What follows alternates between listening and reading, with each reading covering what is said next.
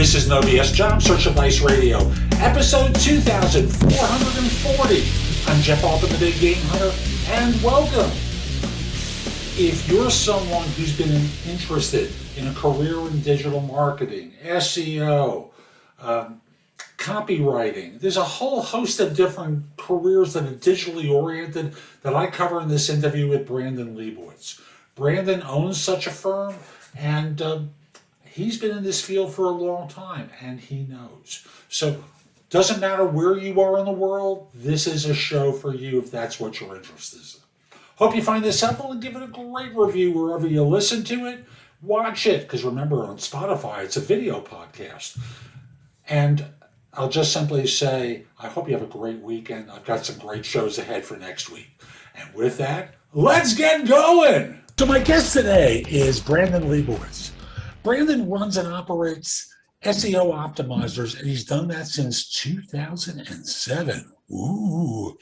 It's a digital marketing company that focuses on helping small and mid-sized businesses get more online traffic, which converts into clients, sales, leads, everything. Brandon, thanks for making time today. Thanks for having me on. So, folks, we're going to be talking about getting into SEO and digital marketing and all that sort of stuff today, because there are people who are interested in that kind of work, and I just thought Brandon would be a good person to talk with us about it. So what were you doing before you got into SEO and digital marketing back in the Stone Ages? Before I was doing digital marketing, I was in school or going to college for business marketing. Back in 2007 is when I got my degree, but before that, I was just working just random jobs here and there, worked like Domino's and pick up sticks, doing deliveries, and had some internships, but didn't really fall into digital until 2000 or after I graduated from college. Got my degree, and first job that offered me a job was to do digital marketing and helping them out. And I didn't really know much about that and didn't plan to go into digital. I was just trying to get into marketing, and this one company said, we want you to do digital. And even though I didn't know much about it, they said, we're going to take like classes and workshops and kind of teach you along the way, which was interesting. But that's kind of how I just fell into it. But before that, just had a bunch of random jobs here and there. And in 2007, that was the days when it was still called internet marketing. Am I right about that?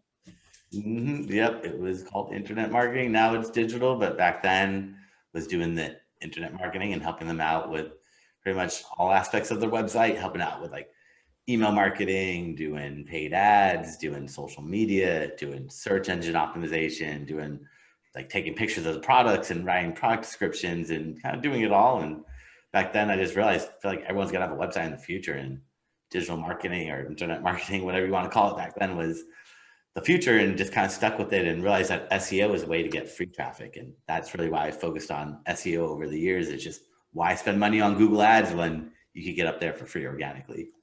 It's funny, back in those days, companies didn't really know what digital marketing was. They thought it was like clicks, and like, how am I going to make money off of clicks? That seems silly.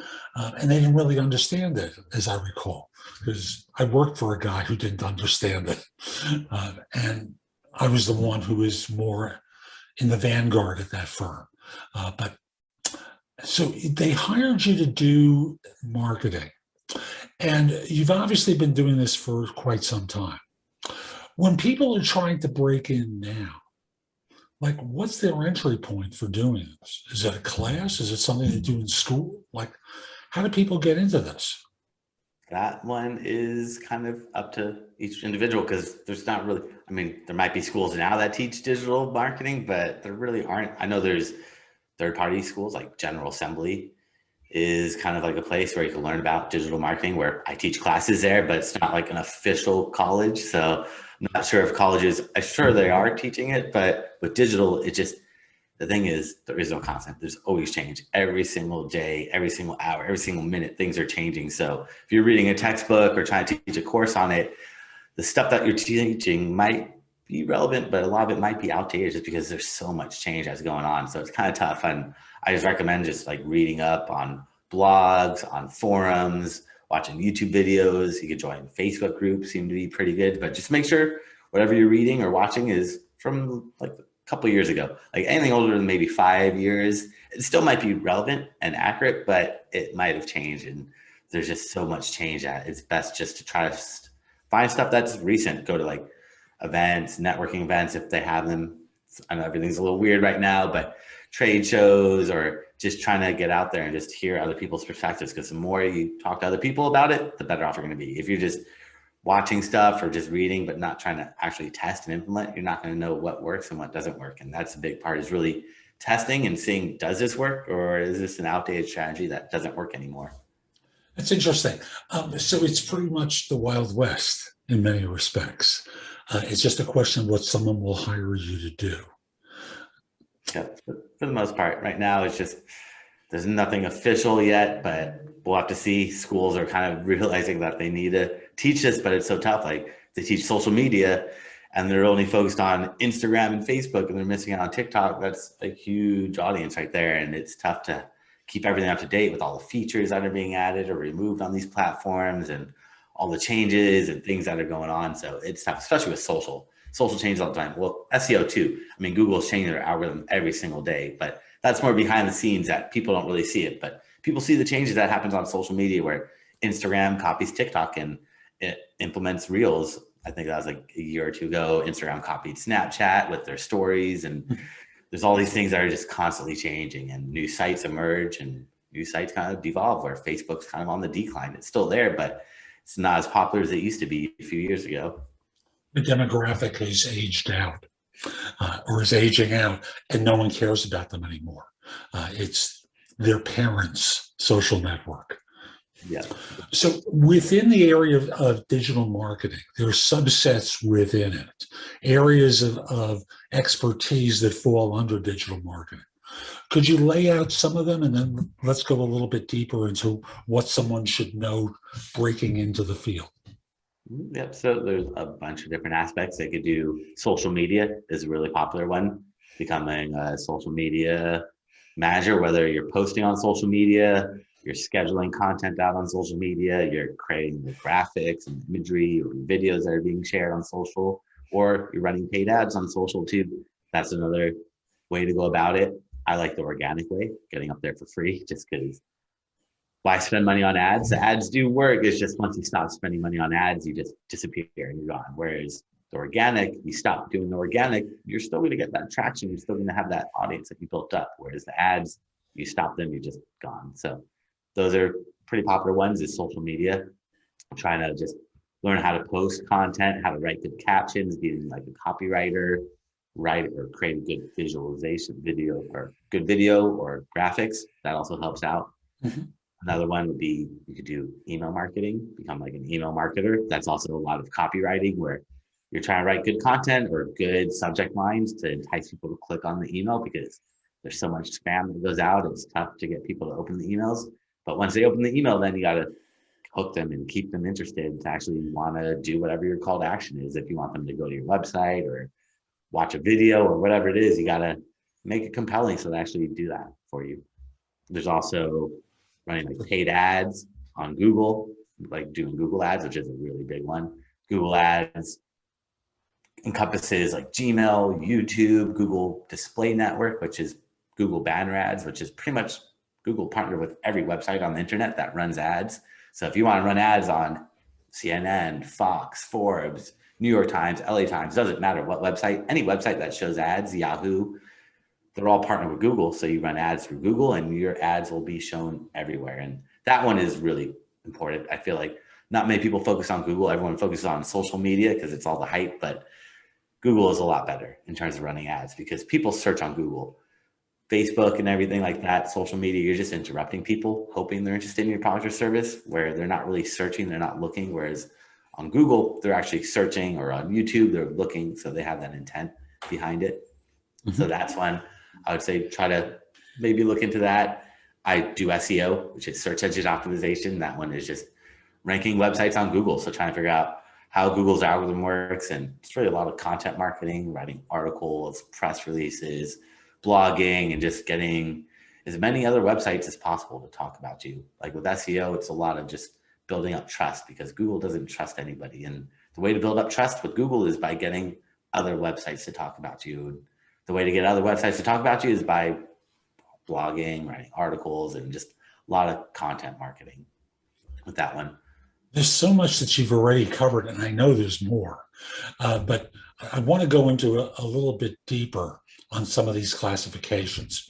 So when I hear copywriting, no disrespect, folks, you got to be semi-literate in order to be able to do, copywriting.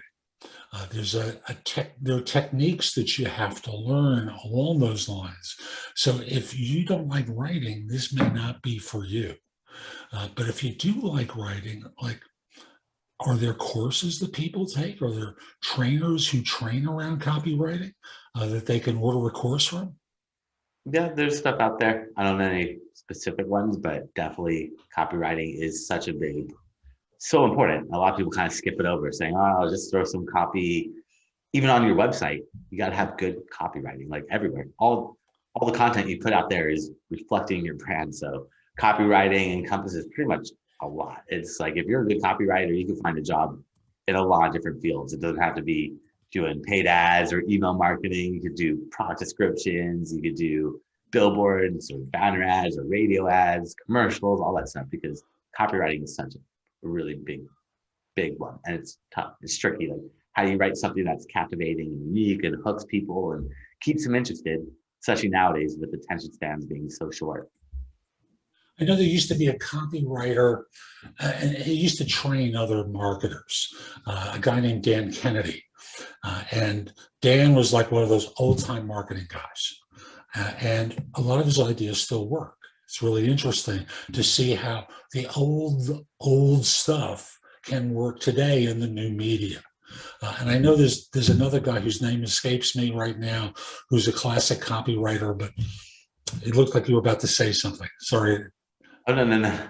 I'm listening. Yeah, but yeah, no, there's a bunch of them out there. But yeah, I feel like it does translate over. Like with copywriting, it's probably the same formula. It's just replacing, if you're selling dog food or selling tennis shoes, just replacing it and trying to keep it relevant. But for the most part, the principles are probably the same. Gotcha. And in terms of learning how to do SEO, it's a huge field, quite obviously. How does someone go about learning that? Like, where do you start and where do you escalate to in order to get more knowledge? The best way is just test it out yourself and go and create a website or buy a website if you can on WordPress or something and start testing and seeing what works, because you'll read up all these different strategies online, and that's the best way to learn is by reading, but you got to implement it. You can't just read, because if you're not taking action, you're not going to know if it's working or it's not working, because what people say, you can't trust what people say online. That's a big thing. It's like, just because somebody says this works or this doesn't work, it doesn't necessarily mean it's true. Like, somebody might say this doesn't work, but it might be their golden ticket that it's making them a ton of money. They don't want to say it works because they don't want people doing that strategy. So you never know until you really test. And that's the biggest thing, is a lot of people just read and they never test or implement these strategies. And then they get hired at jobs, which they might know how to do it, but if they haven't tested, they might not know what the best strategy really is to implement. So that's the big thing, is it might seem a little overwhelming, but you could just buy a website really cheap or easily, or go on a Blogger, Blogspot, WordPress, all these different platforms, and create a website pretty easily and not have to spend any money building the website. It's free on all these platforms. And then you could start testing, putting keywords in the different areas and seeing, does that rank me? Do I drop down in rankings? Can I rank myself for my own name? That's a good one to kind of test out. Can I rank my name? Because there's not much competition there. And if you can rank your name, that's a good starting point. And then from there, you can start ranking other variations of your name, or trying to incorporate different keywords that you might be wanting to promote. Like myself, I want to rank for like SEO company, SEO classes, SEO training. So maybe I start testing out, can I rank Brandon Leibowitz SEO classes, and start seeing if that starts ranking, and test it all out. But it's a lot of just trial and error. You mean if you read it on the internet, it might not be true? You never know. Unfortunately, Google can't filter out from what's real or not real. So Google is just an algorithm, and they are not that sophisticated yet. They're smart, but they need your help, and they can't tell the truth or not. I mean, they're trying to get better, especially with health. That's one that they're really careful with, like health and wellness. Like 5 years ago, they had this algorithm update. It's called like EAT, saying like, we want people with expertise, authority, and trust for health related stuff. We don't want just somebody writing, here's how you could lower your cholesterol. And it's just some random person blogging, because people unfortunately believe everything they read online. Not everybody, but a lot of people believe what they read. And if someone's just writing a blog post just to write it and they're not expert in that field, and if people read it and take this help or take these recommendations as truth and they're not truths, then that could be really bad. So Google is really careful about health and all that stuff. But everything else, it's kind of the wild, wild west with content right now. Google's not really able to pick it up or see what's viable yet. They're trying to, but it's a tricky one. And thus, are backlinks really the factor for them to determine authority, or what other ways is authority determined by Google in order to determine a site really knows what it's talking about? No, backlinks are a big part of it. So backlinks are other websites talking about you. So if you're reading an article on like the New York Times and it has a clickable link, and you click on that link and it takes you to my website, that would be me getting a backlink from the New York Times. So the more websites that talk about me or talk about you or whoever, the more trust Google's going to give you and the higher they're going to rank you. But also they'll look at like authorships, so like with the health ones, they want to see like, who is this person? Like if you're a dentist and you're writing all these dental blog posts, they should have your dentist name appended to it, because then Google sees, okay, this dentist is writing all these blog posts. This dentist seems like he's an expert in this subject matter. That's where that the EAT algorithm was. Expertise, making sure that you're an expert. Authority, making sure that you've been published on different websites. And trust is just seeing that all that comes together. So that is a big part nowadays. But Google just has so many variables that look in their algorithm. But a big part really is the backlinks. The backlinks are how Google started back in the day, and still to this day, it's all based off backlinks. It's changed a lot as they look at them, but it's still primarily based off those backlinks. And excuse me for diving one more question in. For someone looking at a career relating to backlinks, it would seem like that's probably going to be a job that exists offshore rather than domestic US, that it's something that someone could be paid a commodity price for. Am I wrong about that? Some of it is a little tedious, but that used to be true in the past. But nowadays, Google changes their algorithm all the time. And in 2011, they had a big algorithm update that really looks at the backlinks and says, we don't care about the number of backlinks, we care about the quality of these backlinks. So in the past, before 2011, if I had 100 backlinks and you had 101 backlinks, you would rank higher than me. But now Google's like, we want to make sure they're good quality backlinks. And a quality backlink means it comes from a relevant website, an authoritative website. So if I'm like, let's go back to like a doctor. If you're a doctor and you're getting a backlink from a mechanic or an auto body shop, that's going to look a little weird. Like, why is an auto body shop linking to this mechanic? That's going to throw Google off. So Google wants to see like WebMD is linking to you, or Wikipedia and stuff like that, or Yelp, MapQuest, Google Maps, Yellow Page, all these things. Then Google's like, okay, we trust you a little bit more. But some of it could be outsourced, but you have to be very careful, because when they do it like that, they aren't building the highest quality backlinks. And if they build the wrong backlinks, instead of ranking higher, you actually drop down, which is the last thing we want to happen. It looks like garbage to Google. Yeah. So back to the idea of careers in. Excuse my digression there, folks. Other careers that exist within digital marketing and how to break into them. Could you repeat some of the first ones that you mentioned to the best of your ability?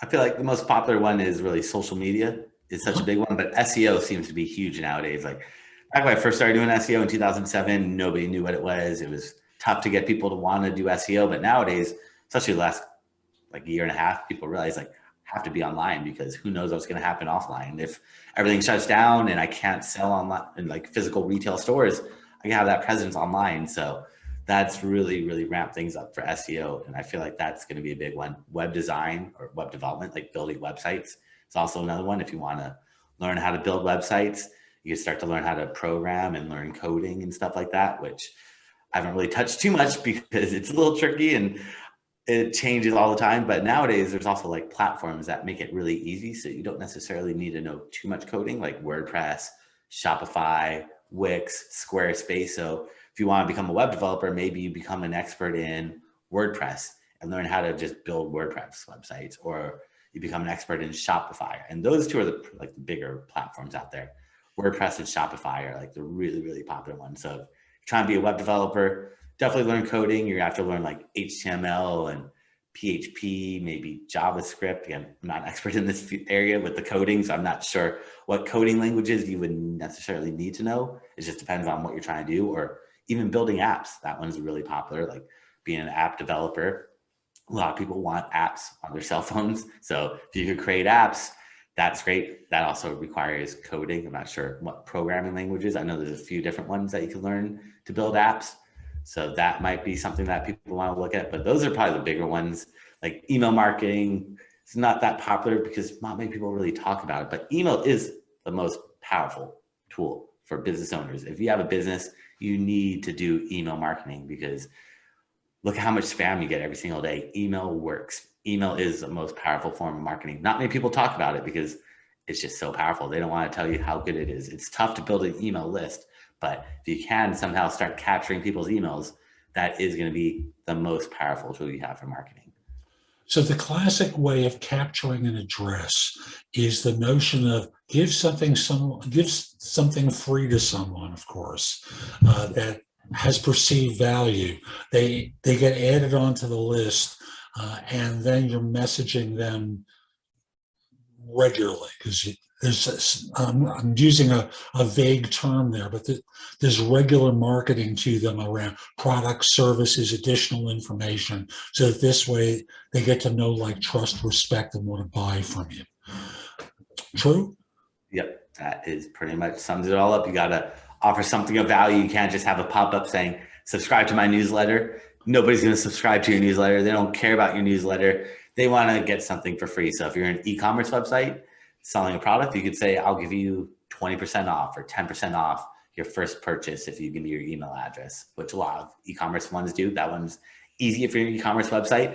If you're a service-based business, it's a little different. Like if you're a dentist, I don't know what you could really give out for free, maybe like a free teeth cleaning or something like that. But even then, it's going to be a little tricky. Like for myself, I'm an SEO company. So like I offer like a free ebook, or I offer free classes that they could go attend. So it's just trying to get creative. And the best way is just look at your competitors, find the competition and see what they're offering, see what they're giving away for free, and get ideas. Don't, just because they're doing it, again, doesn't necessarily mean it's going to be the best way, but definitely find the competition, because you could see what their strategies are and try to see, is this a good one? Should I try to implement it? And also subscribe to their email list, see what emails they're sending out, so you can get ideas of like what type of content they're giving out, because you don't want to just be promoting yourself in these emails. You got to be offering value. You got to be giving out free knowledge. You don't want, once you start promoting yourself, that's where people hit that unsubscribe button.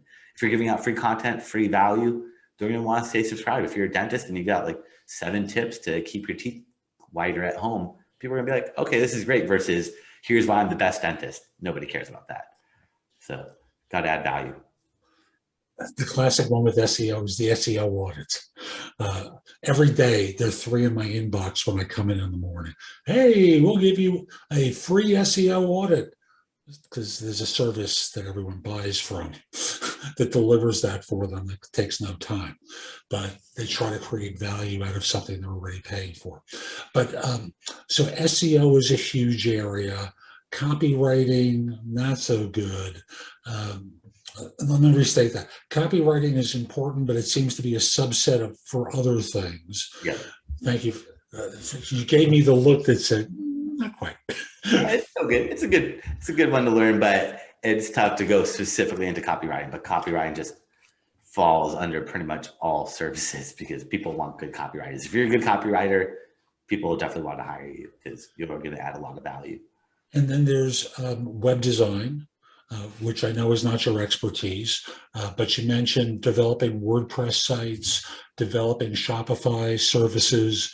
And Shopify, I tend to think is a shopping framework, a shopping store for people to sell product and services. If someone were trying to sell stuff on Etsy, where does that fall in? Etsy or other platforms? Is it part of the social media landscape? Like, how does that fit in? That one kind of falls under maybe social and SEO, because what's happening is like you're renting space, like on Etsy or eBay, all these platforms or sites, like you don't own it. Etsy owns it. You're just listing it there for they're going to take a fee out of it, or they might charge you a fee. I'm not sure how Etsy charges, but you're just renting space off of them, and you really want to own everything. Like even social media, like if you're a business owner, you're just renting space off Facebook and Instagram and YouTube and Pinterest and all these platforms. Your website is what you have full control over. So you really want to own, like have a website. I always tell people have a website, because you never know what's going to happen. Like Etsy might disappear in a few years. And if you just focused all on Etsy and you're getting a ton of traffic on Etsy, but then Etsy shuts down, you don't have anything else now. You're going to just be like, I got to start all over again. So you got to own everything and really take ownership and have a website. That's where you get that full control. But Etsy is a good place for crafting and like stuff like that, where it's really, it has a huge audience there. So I would sell it on your website, but also put it on Etsy as well. And that's where you could like do some SEO on your Etsy store, where you could put like keywords in different places to try to optimize it and things like that. So you could do SEO on Etsy. Cool. So we've got, and I know I'm going to miss one or two along the way. So, remind me of some of the pointers here. So we've covered SEO, copywriting, websites. What am I missing that we should talk about how people can break into the field that would have value for you, for them? Social media is a big one. How does one become a social media manager? Like, what's the pathway in for that? You just got to be good at social. And nowadays, all teenagers and anyone that's using social media is an expertise in it. So you just got to know how to use them. Like if you're trying to become a social media manager and you never use TikTok, it's probably not going to work out too well. You got to be using all these platforms, even though you might not want to be on TikTok. You need to know how to use these platforms. So first thing is you got to create an account on all these platforms and play with them and test them out and see how you post on each one. Each one's going to be slightly different in terms of like the length that you can post, is it vertical or horizontal, the imagery or the videos? Is it going to be, there's a lot of different things in it. So you got to know how to post on it, how to write captions on Instagram versus Twitter. You're limited to how much space you have versus TikTok and all the other platforms. So it's really just jumping in all these platforms and just playing around and start testing out strategies and seeing if you can build up an audience on them. So maybe you're passionate about whatever it is, like you might be passionate about soccer, make a soccer page and see if you can build up an audience. And then if you build up an audience, you can start reaching out to these companies and say, hey, I want to be a social media manager. Look, I've built up these platforms and these are my pages. I'm active on them. And that's your pretty much a resume right there. Portfolio is showing them what you worked on in the past. So don't just try to jump in it without actually playing around with these platforms and joining all these platforms. That's probably the biggest piece of it. Gotcha. Now I'm going to digress into something else just for the heck of it. And let's see if I get a smile on your face or if you start rolling your eyes, okay? And it's the idea of, for those folks who have LinkedIn profiles and they want to SEO their profile to get attention, could you point to a couple of things that they should be doing to SEO their profile? Yeah, so with LinkedIn, it's pretty much the same. Like it's like you have your own website. So LinkedIn, you could put keywords in different places to help LinkedIn find you, or people searching on LinkedIn find you better. So making sure that when you write in your resume, write really descriptive and like keyword rich kind of things that you've done. So don't just say like, I worked here for 7 years and I was managing their website. Say like what specific tasks you were doing, like get really granular and detailed, because people search. And if you don't have those keywords on your resume or on that page, they're not going to find you. But if you have those words, if you just mention it once, the word SEO, it will trigger LinkedIn's algorithm for someone searching for SEO to potentially show you. It might not be at the top, but you'll definitely show up in there. So making sure you fill it out. And the more content you put, the better. Like we were talking about copywriting, you got to put that content there. So you don't have to be a good copywriter, but you just have to add a lot of content and just be descriptive. Don't hold back. More is better in terms of text. because that's how they all feed off is text. They need content on these platforms, Facebook, Google, Instagram, LinkedIn, Twitter. They all need text. They can't really read images or videos yet. So the more content you put, the better. Getting recommendations is also really helpful. If you get like past employers or coworkers to write recommendations for you, that really helps out, or get people to recommend you for all these different like subject matter topics, having them. That's really, I think those things would be the most helpful. And having a good title on your LinkedIn. So don't just put like your name, but like put something interesting, or like, again, copywriting. Like I put on mine, like get more traffic and sales without spending money on ads to your website. So something like that, where you're like keeping them hooked. Like, okay, how will this person help me out? To draw people to you. This is fun. What haven't we covered yet that we really should? The main thing is just being patient with all this stuff with digital marketing. Like if you're building up like these platforms, or building out a social media platform or social media page, or building a website, it's going to take time to get these rankings or to get traction. So I would say start sooner than later, because if you're trying to transition careers, it does help out to have a little portfolio of stuff that you've worked on in the past to show potential employers or whatever it may be. Or if you want to do freelance work, you could do freelance work as well. And you try to pick up clients here and there, so you don't have to necessarily work at a full-time job, but you could just go to different restaurants or stores nearby, local places, and kind of pitch your services to them. Of course, they're going to want to say, like, see what you've done in the past. That's why showing them, like, here's a social media page I've done. Here's a website that I've ranked. It helps build that trust up, that they know that you know what you're doing to build that up. But there's a lot of different routes you could go. You don't necessarily have to work full-time at a company. You could just do this freelance, which that's the thing that I really liked about digital, is you work full-time and pick up clients here and there. And eventually you could try to make this a full-time job, doing the freelance work. Instead of working a full-time job, you make your own job or make your own company out of it. Cool. Brandon, how can people find out more about you and the work that you do? So for everyone that's listening or watching, I created a special gift for them. If they go to my website, it's seooptimizers.com/gift. They can find that there. That's seooptimizers.com/gift. And you'll notice, folks, he's got something of value there for you. So go sign up. You'll learn a lot from him. Brandon, thank you. And folks, we'll be back soon with more. I'm Jeff Altman. Hope you enjoyed today's interview. If you did and you're watching on YouTube, share it, leave a comment, do something that lets people know it was worthwhile. And visit my website, thebiggamehunter.us, where I've got a ton on the blog that'll help you with job search, hiring more effectively, management, leadership, and more. And while you're at the site, you can find out about my courses that you can purchase or rent, my books and guides. There's just a lot there that'll help you professionally. Also, connect with me on LinkedIn at linkedin.com/IN/thebiggamehunter. Have a terrific day, and most importantly, be great. Take care.